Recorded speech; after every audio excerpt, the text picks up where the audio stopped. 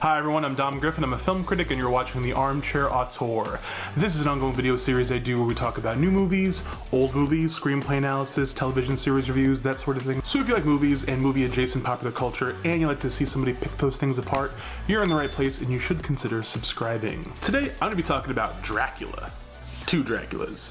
Well, two Draculas. If you caught my video a couple of weeks ago about what I've been watching, what I've been up to, I talked about how I've been kind of burnt out a little bit, working a little bit too much, not making quite as many videos as I'd like to, and I said at the end of that video that any horror movie that you guys chose in the comment section that got like a overwhelming number of likes or comments or whatever, I would make a video about.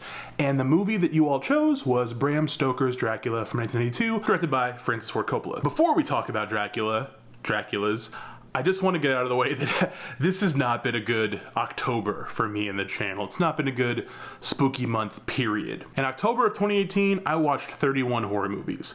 In October of 2019, I watched 36 horror movies. Last year, 67 horror movies. This year I watched 6.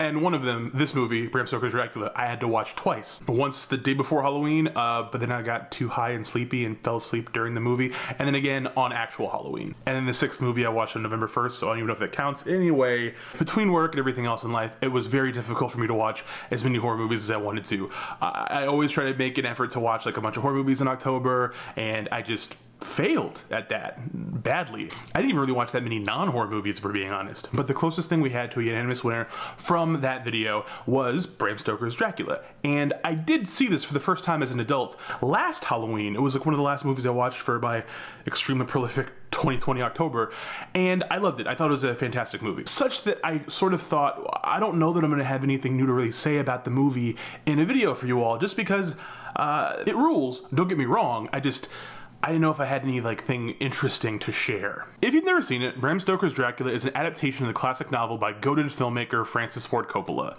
the same man who gave us The Godfather, Apocalypse Now, and motherfucking Jack. What do you think? Oh, got a problem? It's a movie that hits the ground running with a style and intensity that still feels weirdly modern, even 30 years later. It's got a rough performance from a young Keanu. The district I am to enter is in the extreme east of the country, just on the borders of 3 states. Tom Waits as Renfield. Seems I've been rather naughty. As well as Winona Ryder, making good on missing Godfather Part 3, and Gary Oldman is arguably the most iconic Dracula since Bela Lugosi. Where Lugosi had such a recognizable and pop cultural shorthand for Dracula that it became du jour for decades to come, so much so that even my Dracula and the Monster Squad is clearly aping it. God, I love the Monster Squad. Oldman's Dracula has 2 distinctly iconic looks. The old crone who isn't at full strength is parodied on Treehouse of Horror, and his replenished, debonair, suave look, which I realize just looks like Andy Samberg when he's in Dick in a Box cosplay, which I also realize just looks like Snow from the Informer video.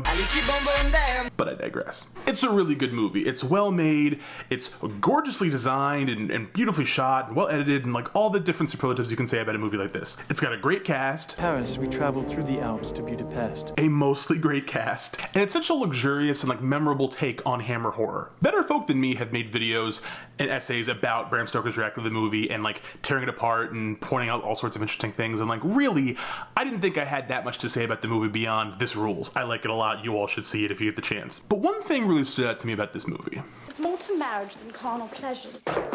This movie is horny. You, Count, are...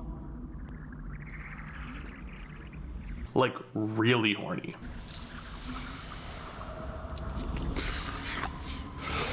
Arguably the horniest movie I've seen all year. Just a terminally thirsty endeavor. See me. See me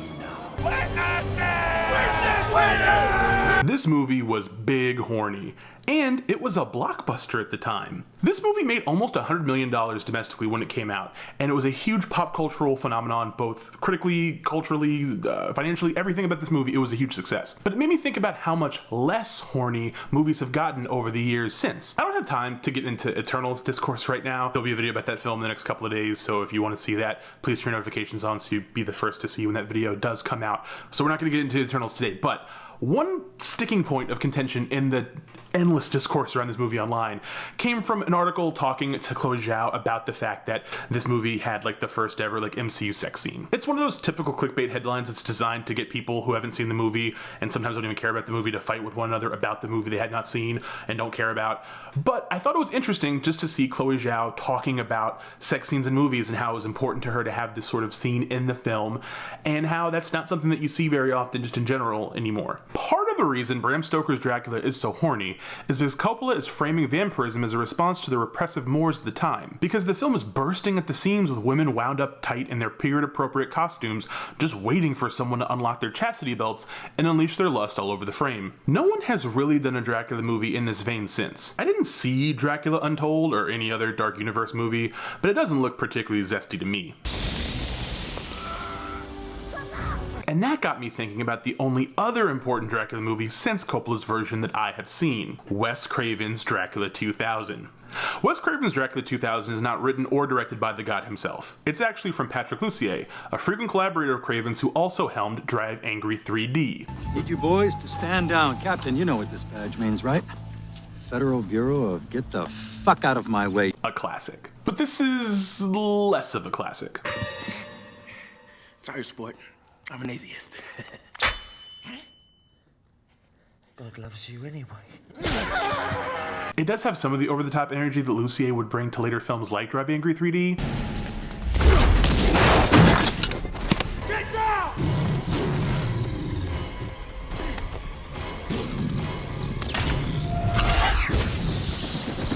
But it's no Bram Stoker's Dracula, clearly. It follows a team of criminals who perform a heist on old man Christopher Plummer's vault, not knowing he's actually Abraham Van Helsing, and that he's been keeping himself alive with Dracula's blood and keeping Dracula locked up in a tomb because he can't actually be killed. So instead of stealing a bunch of money, a bunch of extremely late 90s actors and actresses get turned into vampires by hot, young, pre-Russell Crowe aura Gerard Butler. It's not a great movie, to be honest. It feels extremely Dimension films to a fault.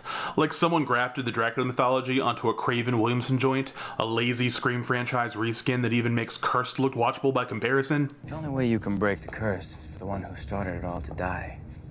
And that's me.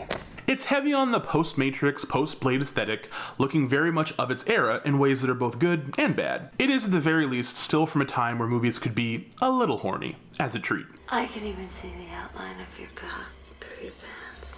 But this movie at least has something of a reason to be less sexualized, as it takes place in an era where Dracula's unfettered horniness can thrive. Turn of the century, right before Y2K. The Weinsteins bought the script for the title alone, not realizing it was kinda trash, so uncredited scribes like Scott Derrickson and Aaron Kruger had to do their best to cobble together something watchable. It's plenty sexy if you acknowledge that all the characters talk to each other like it's a bad porn movie, starring nothing but stars from the era's popular teen films, plus Johnny Lee Miller. But Butler is actually pretty good. For years, this is like the only thing I actually knew this dude from, and I always thought he was good at doing the kind of dreamy Lestat thing. But it kind of fails largely because of its central twist. An inventive but thematically dodgy development where Dracula is actually Judas Iscariot. I have borne the very wrath of God. Chosen to suffer like no man before. You were never tested like I was.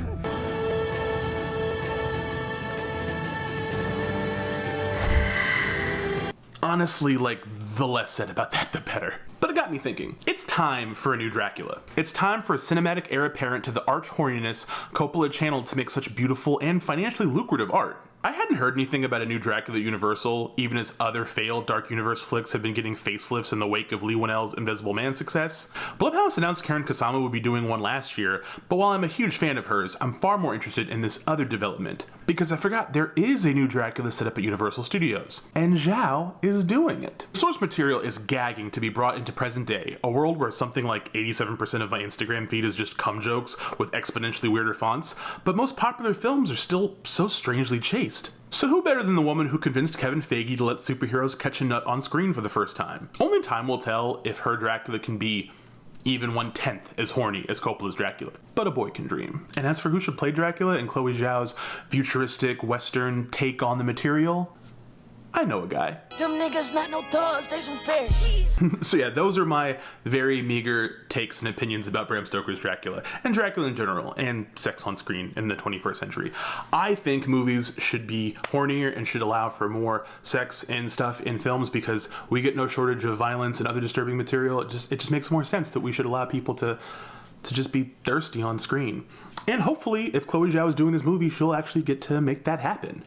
Or not, I don't know. We'll see what happens after Eternals comes out. So thank you for watching the short, brief video that I made, as I promised to you all, even if it is a little bit late. Now we're into turkey season, we're into Mariah Carey season, Halloween is over, and we have to get ready for the rest of 2021, when it really feels like 2020 barely ended already. It's just like this one ongoing, long, crazy year. Yeah, so those are my thoughts about the movie. You should see it. Like, you should see Bram Stoker's Dracula.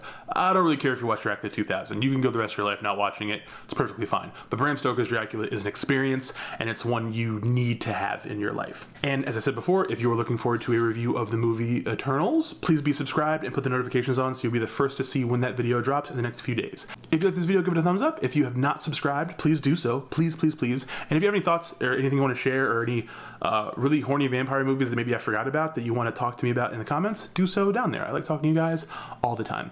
Thank you again for watching. Hope everyone's doing well, staying safe, being good to yourselves and each other. I'll see you in the next video. Bye.